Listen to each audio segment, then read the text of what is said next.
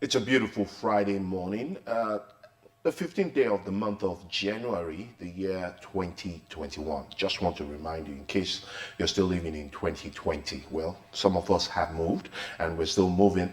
And of course, it's another day for you out there to be part of our world and we be part of yours. Welcome to this edition of The Conversation.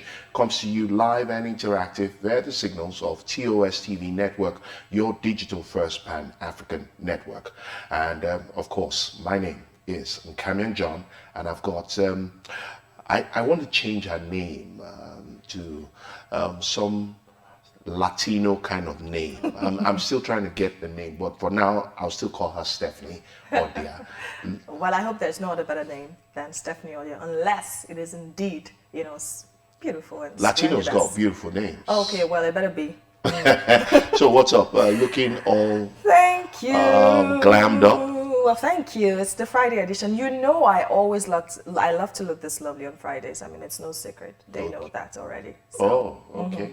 You guys know something I haven't taken notice of. Yeah. Well, all the same, it promises to be a very interesting edition of The Conversation. Loads and loads are happening as far as our beautiful continent of Africa is concerned, especially on this edition where we will be looking at what does election in Africa, what pattern does it follow? Have we learned from elections from the Western clime? Of course, when the United States of America held its election in November, a lot of people talked about the lessons to be learned, the innovations that we could borrow from here in Africa, especially when it comes to our elections. But most importantly, one singular fact remains an integral part of the electioneering process, and that is transparency and accountability. That's right. I would also want to point out why in Africa, when we get to have elections, we talk about missing ballot boxes, violence, lack of focusing on development issues,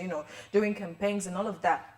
We've seen cases where leaders come up with lofty dreams and they tell you, look, in my administration, I'm going to do this, X, Y, Z. And well, if you give them a chance, eventually it doesn't turn out that way. Also, prior to, the emergence of that particular leader, just surrounding the election process, you keep seeing violence, you keep seeing snatching of ballot boxes. And now election in Africa has a type of tone, which is really a slap on the face of democracy, because we just refer to the US elections. And if we are Democrats, if we know that we practice true democracy, as you mentioned, transparency, there's accountability, but then there's got to be, freedom of speech, because in some cases, we're going to reference that in Uganda, and, respect for human rights and life. Because in Africa, it's almost as if whenever we have elections, we know there must be bloodshed. It's almost becoming a trend, and it's really, really not right. Well, like I have always said on this show, first of all, on this continent, we need to decide and determine what value we place on the lives of our people. And most importantly, is democracy the right form of leadership process or governance process that works for us in Africa? These are conversations that we must have to be able to forge ahead in this century. All right, so in just a moment, we'll be back as we begin to look at developments across Africa. Do stay with us on this edition of The Conversation. TOS TV Network mobile app is now available. You can now catch up on our breaking news, stream our programs live, watch out for the latest update on sport and politics as they unfold. You can also get notifications for our upcoming programs and events. All these on our TOS TV Network mobile app, available on Apple Store and Google Play Store. TOS TV News from Africa by Africans. Being a journalist means in-depth analysis that unravels hidden truths, that question the status quo and fact-checks government. These criminal elements hiding under the cloak of surveillance contractors are the APC elements. Do you have facts to prove that? Being a journalist means waking up every day with a burning desire for peace, equity, and justice for all citizens. We're being told that the choice you have is to take Thanks for staying with us. It's still the conversation right here on TOS TV Network, your digital first Pan-African network. And shortly before we went on the break, we told you that we will be bringing you up to speed with developments across Africa. Well, Bangui, the capital of the Central African Republic, is tense after armed rebels launched a coordinated attack on the outskirts of the city on Wednesday evening. Now, the attack, the first in the capital city since December 27th elections, was repelled by the UN mission and government forces. The coalition of the Patriots for Change, CPC, a group comprising of the country's 6 most powerful rebel groups that create havoc in the run-up to the country's legislative and presidential elections, have launched sporadic attacks across the country since it was formed on December 19th to oppose President Taudera's re-election. That's right. Okay, so moving on to more stories from developments across Africa. Fourth Ivorian UN peacekeeper dies after Mali attack. Now, more details from that story. The fourth UN peacekeeper dies after Mali attack. A detachment of Ivorian peacekeepers was traveling between Douazenta and Timbuktu in the northwest on Wednesday when it hit one or more roadside bombs before coming under fire. Now, 3 were killed in the attack, and a fourth blue helmet has sadly died of his wounds. Now, Islamist groups linked to Al-Qaeda and Islamic State operate in the area and have made much of the country really ungovernable. Well, we hate to be carriers of sad news, but coming down to Nigeria, at least 18 people, including 4 mothers and their babies, have been abducted in a raid by gunmen on their village in the northern part of Nigeria in the state of Kaduna, the local community association has revealed. Now, it is the latest in a wave of kidnappings in the region. The gunmen on motorbikes stormed Mando village in Gwari area in the early hours of Wednesday. Now, residents say the abductees were taken to a bush. The attackers also looted food items from the village. A police spokesman told the BBC that they are investigating the incident. It's not clear who carried out the attack, but kidnapping for ransom is rampant across Nigeria, particularly in the northern region. Now, last month, gunmen abducted more than 300 schoolboys from their dormitory in neighboring Katsina State. They were later released following days of negotiations. Now, despite the development of thousands of troops, criminal gangs continue to carry out attacks in the region. All right, and so just because it's Friday, we'll spice it up with a little bit of entertainment. Well, Femi Odugbemi named 2021 Picture Awards Entertainment Jury President. Now, let's take a look at that story furthermore. It says, the organizers of the Picture Festival have announced Femi Odugbemi, founder, CEO of Zuri 24 Media Lagos and Academy Director, Multi-Choice Talent Factory, of course, West Africa, as the jury president of the 2021 Picture Awards Entertainment category. Now, this follows the announcement of Alistair King, co-founder and chief creative officer of King James Group South Africa, as 2021 Picture Awards Heritage Jury President. And Femi Odugbemi is an accomplished storyteller and content producer whose career has spanned advertising, broadcasting, and filmmaking. A member of the Academy of Motion Picture Arts and Sciences in the United States, Femi is a former president of the Independent Television Producers Association of Nigeria, ITPAN. He co-founded the I Represent International Documentary Film Festival, Lagos, and is a 4-time head of the jury of the prestigious AMVCA's, the Africa Magic Viewers' Choice Awards. So congratulations to Femi Odugbemi. Just before we take the COVID-19 update, so we'll be able to be up to speed with what's going on as far as COVID-19 is concerned, we just want to congratulate Egbon Femi.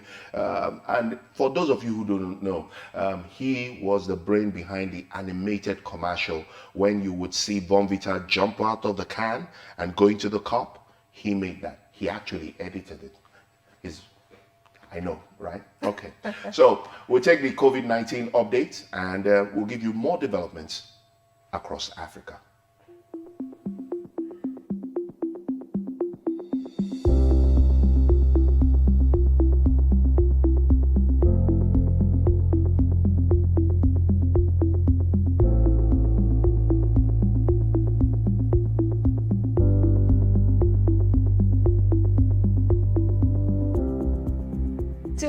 COVID-19 updates. Now let's take a look at Zimbabwe, where Zimbabwe issues a directive on COVID-19 burials. Okay, the government of Zimbabwe has issued fresh directives on how COVID-19 victims must be laid to rest. Now, the deceased must be buried in the city where they died. The move is to help curtail further spread of the virus across the Southern African nation.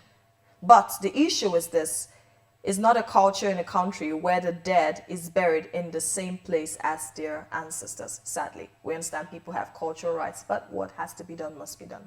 True. Still giving you more updates on COVID-19. Well, we hear that a new variant of the coronavirus has been detected. Guess where? In Kenya. Preliminary research by the state-linked Kenyan Medical Research Institute has revealed. Now, it is perfectly normal for viruses to mutate. We have said this before on the program, and scientists have authenticated that. Now, Kenya has so far nearly recorded 100,000 cases of COVID-19 and more than 1,700 deaths. Meanwhile, the fast-spreading South African variant has been detected in 3 African states, neighboring Botswana, Zambia, and the Gambia in West Africa, according to the World Health Organization. And more news from COVID-19 updates. Emirates, the airlines, temporarily halts flights to South Africa. And Dubai-based airline Emirates says it will suspend all flights to and from South Africa from 16th to the 28th of January. Now, Emirates is popular with travelers to and from South Africa, but there's been a sharp drop in travel because of the coronavirus outbreak. And South Africa has seen a surge in cases since the new variant was identified in the country in the month of November. Well, the good news is that the African Union, AU, has obtained 270 million vaccines against COVID-19 for the continent, as per a statement issued Wednesday evening by South African President Cyril Ramaphosa, who also serves as the 15th National Bloc current head. And he was quoted as saying, and I quote, "We have gone a step further to obtain vaccines independently using our own limited resources," end of quote. Now, the vaccines, of which at least 50 million will be available between April and June and will be supplied by the laboratories Pfizer Biotech, AstraZeneca, whose production is in India, and Johnson & Johnson's. Now, agreements to help Africa countries finance the purchase of these vaccines have been reached with the Pan-African Afrexim Bank, the Africa Export-Import Bank, and of course, the World Bank. And still talking about coronavirus and vaccines, now let's take a look at Tanzania, where Tanzania has insisted to use local herbs instead of vaccine against COVID-19. Tanzania has signaled that it is not intended to use any COVID-19 vaccine, but instead it will settle on local herbs for protection against the disease. Now, speaking to the East African Gerald Chami, a spokesman to the Ministry of Health, said, "Now, there are no plans in place yet of importing vaccines for COVID-19. Our health experts and scientists are still researching and undergoing clinical trials for the local herbs for COVID-19. Kemi put doubt on the efficacy levels of the current global vaccines, claiming the production duration was not efficient enough to warrant a maximum protection. He also further stated that we recall Tanzania was among the first countries in Africa to order for Madagascar COVID herb in the fight against the virus. Okay, so, well, looks like Tanzania is not ready to purchase vaccines. Well, I'm not surprised that they've decided to follow the likes of Madagascar. Right. I agree to some extent that maybe if we look internally and carry out some research, it would be awesome if Africa provides an alternative to the vaccines. Let's not forget, in the build-up to the release of the vaccines, there's been a whole lot of skepticism across the world as to the efficacy of the vaccines. Even now, scientists are still researching to find out whether the vaccines will be potent against the variants that have continued to mutate across the world and, of course, in Africa. All right, we'll take a quick break, and when we come back, we will be taking you through what's happening on the pages, front pages precisely, of newspapers. So do stay with us.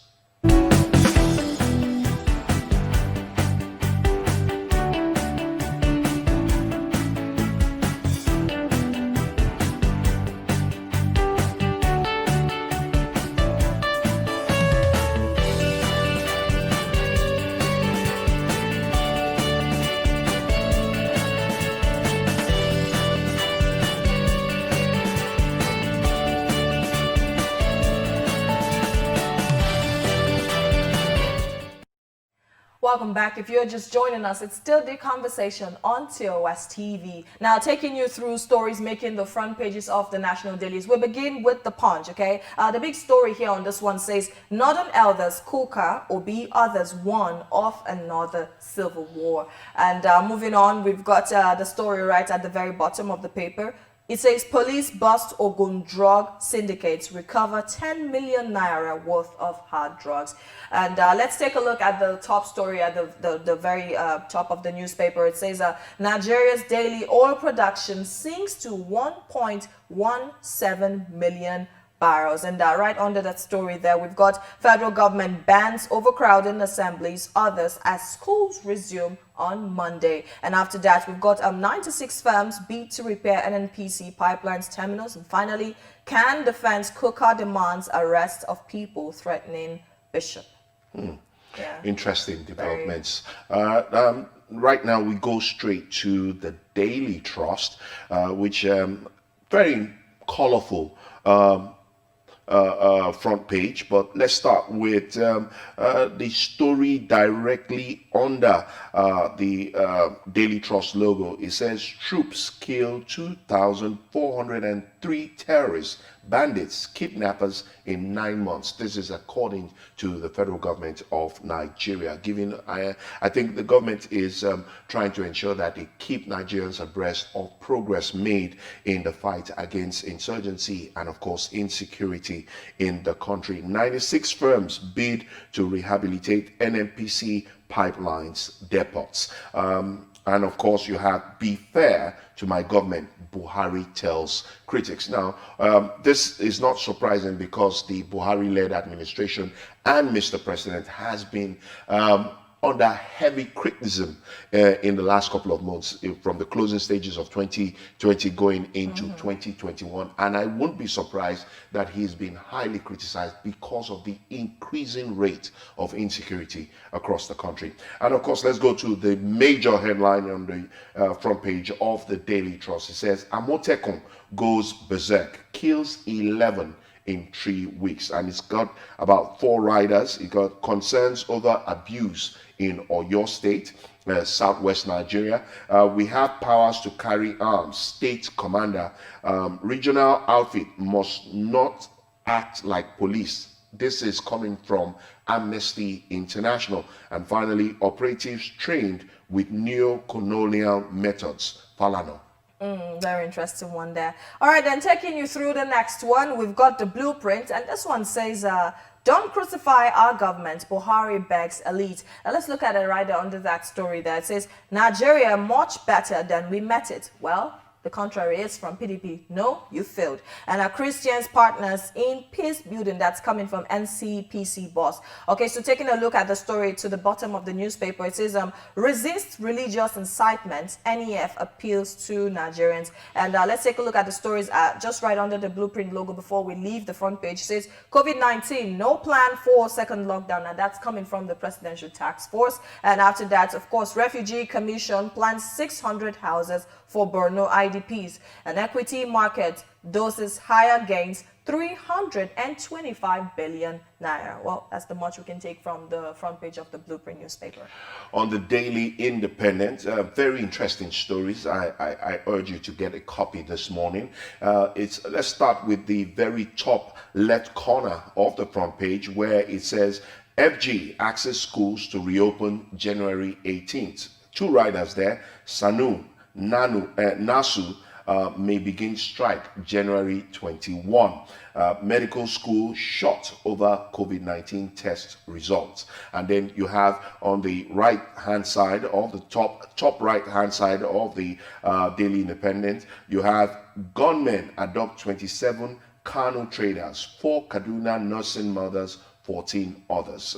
It's not looking good as far as the subject of insecurity across Nigeria is concerned. And then let's go to the major headline, the big one on the front page of the Daily Independent. COVID-19, Buhari ministers divided over name registration. 2 riders. It shows lack of coordination in his government. This is coming from the opposition, the People's Democratic Party, PDP. And of course, Governor Government should deploy technology, says ex-minister. So if you want to get the details of that story, get yourself a copy of the Daily Independent. Below that, another gaping headline says, Nigeria yet to recover from wounds of civil war. This is coming from Bishop Matthew Kuka. All right, moving you straight on to the News Direct. A very interesting headline here. It says, Nigeria better governed now than 2015. Of course, that statement is coming from Buhari. Now let's take a look at the rider under that. But PDP is likely disagreeing with that statement. It says 30 million companies crumbled. And now moving on, schools resumption, January 18th date stands. That's coming from the federal government. Schools resumption, January 18th date stands. And our presidency hails least achievements of military as Nigeria marks Armed Forces Remembrance Day today, of course. At our total Nigeria project, 115.97 billion revenue. Of course, that's coming from, those are stories from the bottom of the News Direct. And just quickly before we go, well, to my right of the bottom, you've got COVID-19 case updates there, and above, 96 companies bid for rehabilitation of NNPC's downstream infrastructure. And LCCI calls for improved national security architecture. And I think that's the much I can take from the News Direct this morning. And of course, on the national economy, there's a new one as far as newspaper headlines on the conversation is concerned, but we do our best always to keep you up to speed. Interesting headlines. Let's start from the top front page of the national economy. 96 companies bid for rehabilitation of NNPC's downstream infrastructure. This is one story you will see probably across all newspapers this morning in Nigeria. Now, the major headline, federal government scales up efforts to de-risk economy from oil price shock. Of course, we just brought you a headline saying that the production of crude oil has dropped from to about 1.17 million barrels per day. And of course, the prices remain highly unstable. And of course, under that headline, it carries one rider, inaugurates committee on export expansion facility. And at the bottom of the national economy, got two headlines there. FG flags up public works program for 27,000 unemployed Boronu youths. And then you have a story that Steph did mention on the last paper. LCCI calls for improved national security infrastructure. So that's what it's looking like on the national economy. And checking you through the Daily Times before we move over to leadership, which is the last front page for today's edition. Daily Times here says outrage grows over threats to Kuka's life. Okay, and well, let's look at the editorial at the very top of the newspaper. It says China, India, and fake drugs in Nigeria. All right, that's the much we can take as far as the newspapers. We got a sackload of newspapers this morning, but of course, like we always say, time not really our friend. So we take a quick breather, and when we come back, of course, we'll continue with other developments right here on The Conversation. Do stay with us.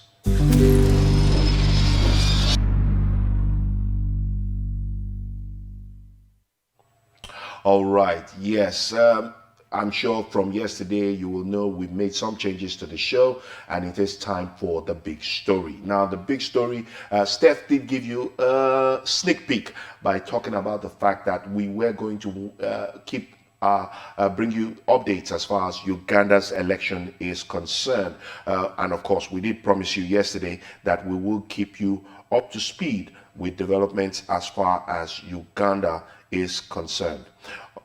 All right, let's take a look at what's happening in Uganda. We know that yesterday was the presidential election. And okay, so now polls have closed and vote counting is underway in Uganda's 10th presidential election that pits longtime President Yoweri Museveni against opposition frontrunner Bobby Wine, a popster turned opposition leader. So these are two of the biggest contenders in the Uganda election. All right, so the run-up to Thursday's vote was plagued by the worst political violence in years, with more than 50 people killed by security forces amid crackdowns on opposition rallies, as well as the repeated intimidation and arrest of opposition figures. Now, police say their actions are necessary to ensure compliance with COVID-19 restriction. Now, let's look at the fact that international observers were shut out, and of course the implication of internet shutdown, talking about the elections from Uganda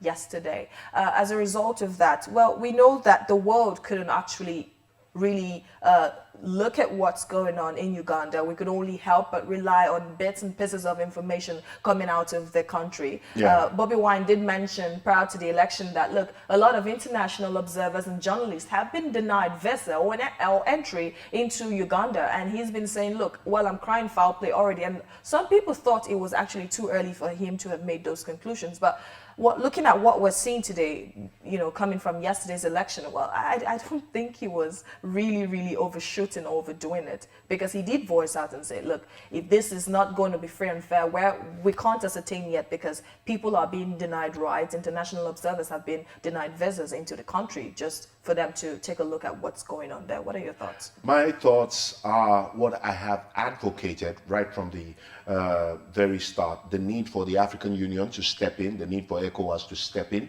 If Uganda has to be sanctioned, if Museveni has to be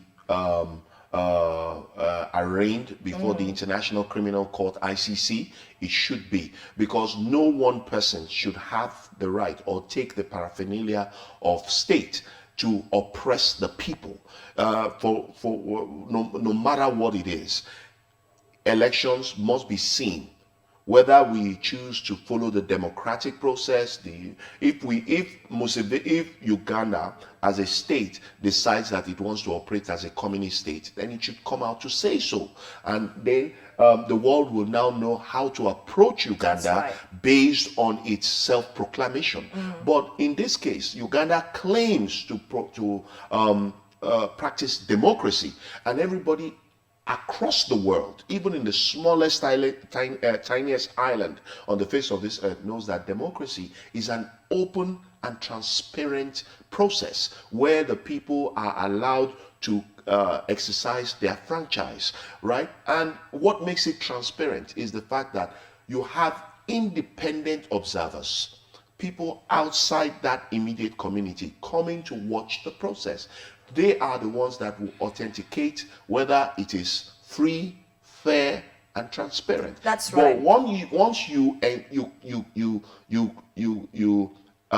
create an enclosure without allowing a third party to overlook the process, obviously you are raising eyebrows. You know, I want to drag your attention somewhere. Before this, I did give reports here yesterday and probably the day before that Yoweri Museveni, which is the current president of Uganda, did state that, look, he's not welcoming international referees, he's not welcoming international observers, that Uganda is a nation that is very well independent and they're capable of, you know, handling their problems themselves. But then we need to look at how he intends to handle these problems. And now let's look at implication of internet shutdown. Well, I was making a research yesterday, and I did see lots of social media users and Twitter handles and all of that. You know, they kept on retweeting Uganda Decides, because, well, we couldn't see what exactly was going on. It looks as though people from that region could not actually tweet out to the rest part of the world to give them updates about what exactly is happening, you know, pictures, because of course I'm sure that the current administration understands the implications of, you know, when information goes round and about, the whole world is watching what is going on right there in Uganda. Well, I saw influencers and celebrities who took to their social media handles to just, you know, say something about the election. They're trying to educate the world as to what exactly is going on in Uganda. All right, this is what I would say. Museveni, Uganda, know this. The international community is watching, and if any life is lost, moi, very strong advocate that Museveni should be held responsible. After all, he is the incumbent president. He has the responsibility of creating a safe, conducive, atmosphere for elections to be held in Uganda. And if he has failed under his watch, then he has to answer. We'll take a quick breather, but just watch this video, and when we come back, we'll jump into it and of course do what we normally do, bring you up to speed with developments. TOS TV Network mobile app is now available. You can now catch up on our breaking news, stream our programs live. Watch out for the latest update on sport and politics as they unfold. You can also get notifications for our upcoming programs and events. All these on our TOS TV Network mobile app, available on Apple Store and Google Play Store. TOS TV News from Africa by Africans. Being a journalist means in-depth analysis that unravels hidden truths, that question the status quo and fact-checks government.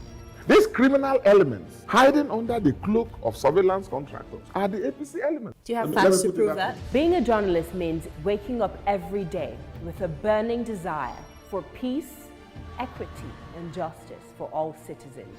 We're being told that the choice you have is to take the lesser of two evils. It means patriotism via the prism of objectivity and accountability. It means giving my platform to the masses to discuss issues that matter to them. Some of them, if they bring budget, and the budget they lose. Some of them sleep. They're going to ask how much you are on. I have it. Thereby shaping government policy. TOS TV Network mobile app is now available. You can now catch up on our breaking news, stream our programs live. Watch out for the latest update on sport and politics as they unfold. You can also get notifications for our upcoming programs and events. All these on our TOS TV Network mobile app, available on Apple Store and Google Play Store. TOS TV News from Africa by Africans. Being a journalist means in-depth analysis that unravels hidden truths, that question the status quo and fact-checks government.